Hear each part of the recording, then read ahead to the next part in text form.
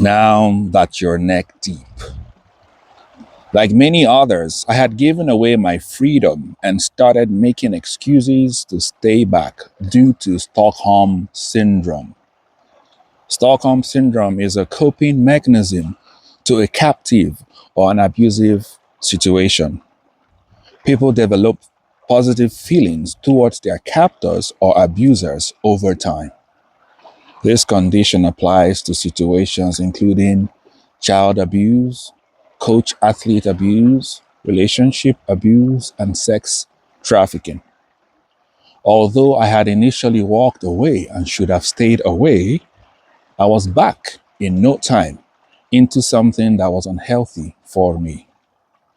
At this phase, I found myself not only making excuses for my abuser, but also rationalizing why I could positively influence the situation with a little more sacrifice.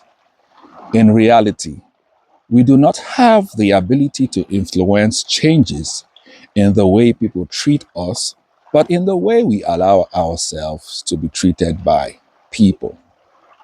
Unfortunately, the norm in my religious upbringing, like that of many others, was to resort to committing the person and the relationship into the hands of God through prayers or by compromising a lot of my happiness and humanity just to save the relationship.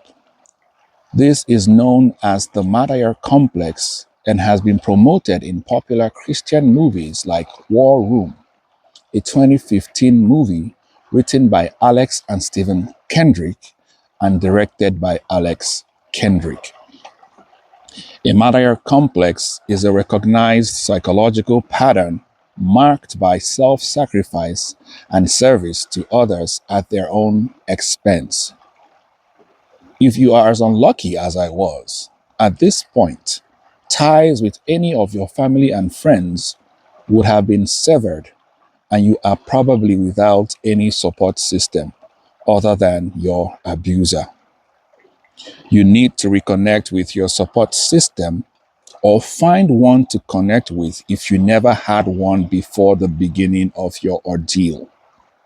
Connect or reconnect with someone who you feel genuinely cares about you or who has proven to care about you. You can also find and connect with a group of people who understand your situation. The more the number of people, the better. And hey, connect with a psychotherapist too. In my situation, I had previously reached out to her family about a few horrible encounters I had had with her while just about 6 months in. After they reprimanded her, she threatened that the relationship would end if I ever reached out to them again.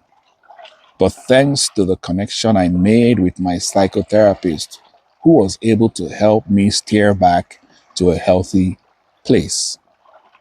The irony, long before therapy, I really desired to get out of that unhealthy situation, but found myself not wanting to do something that would help me to get out.